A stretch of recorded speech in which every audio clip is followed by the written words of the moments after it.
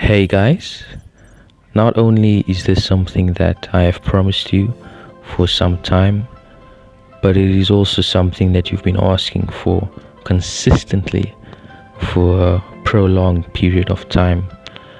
And with New Horizons out of the way, and with me still sitting back and planning the next February update, I think it's time that I finally give you guys what you've been asking for, which is Zmodeler tutorials.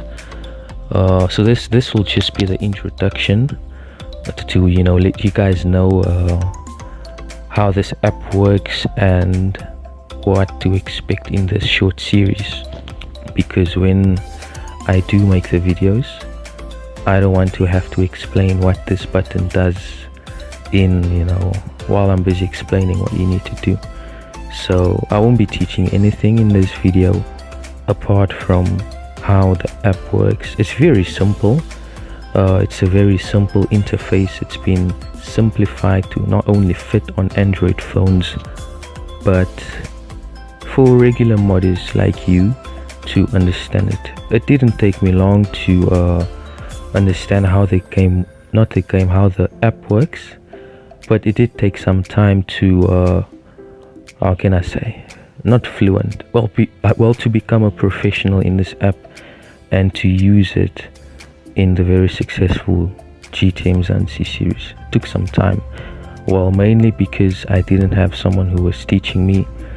I was learning as I went, and I don't want you to experience that, which is why I'm making this series, and hopefully this can be of a great help to you.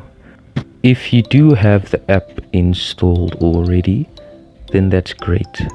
But if you don't, then I'll leave a link to the Play Store link in the description, or just search Zmodeler on the Play Store.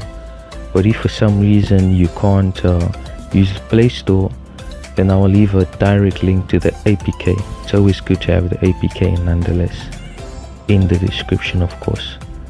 Once that's sorted, just go ahead and open the app. And of course, in order to be able to open the DFF, once the app is opened for the first time, allow this permission. Okay, now in the app, this is what you will see. Like I said, a very simple interface. Let's start by opening a DFF. You tap on File. Now there are two ways to open a DFF. First is by tapping Import, and the second is by tapping Open. You can choose whichever one you like.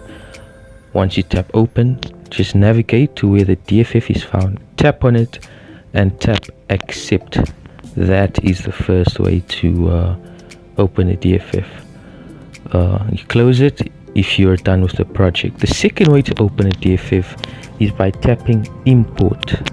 And since it's still a beta version, you can only import the DFF. You can't import an OBJ nor a 3ds file. It says there on top it's still a beta version, so you can only import a DFF. And you follow the same process. Just navigate to where your DFF file is, tap on it, and then tap on Accept, and that's it. Now for the camera, there are three specific axes in which you can manipulate the camera with. The first is orbit, which is that right there.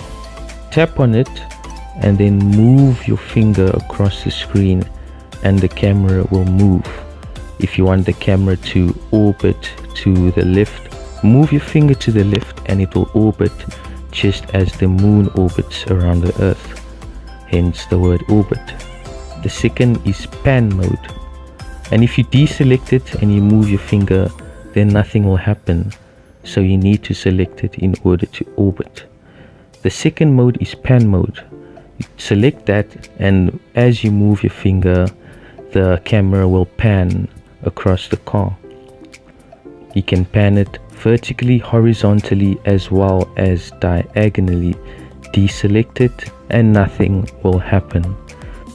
Once you do pan the camera will not anymore be on the center of the car, and in order to snap back to the center, just tap on orbit and the camera will snap back to the center, and you can then reorbit from there.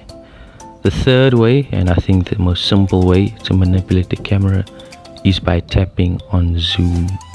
Obviously, as you can see, move the finger up and it will zoom in, move your finger down and the camera will zoom out. Deselect it and move your finger and nothing will happen. Use a combination of all three of these cameras and you can practically view anywhere of the car. The first tutorial we'll do is stancing the car, which is manipulating the wheels.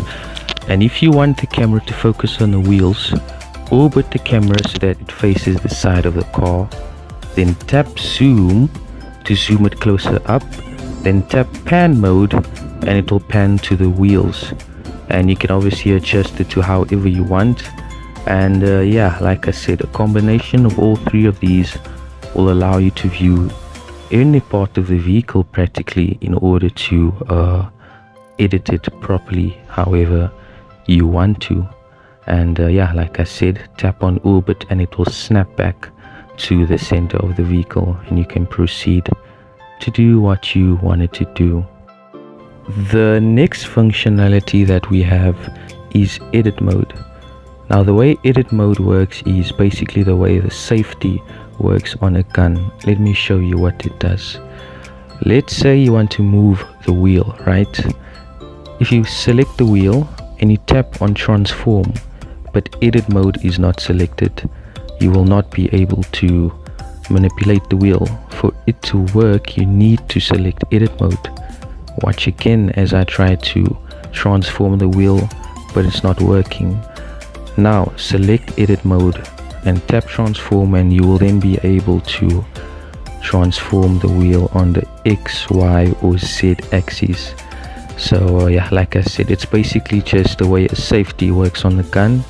You can't manipulate or transform if edit mode is not selected, which then eliminates the risks of making a mistake. So yeah, that's basically it. Like I said, this was just a short introduction to let you know the basic functionalities of the app.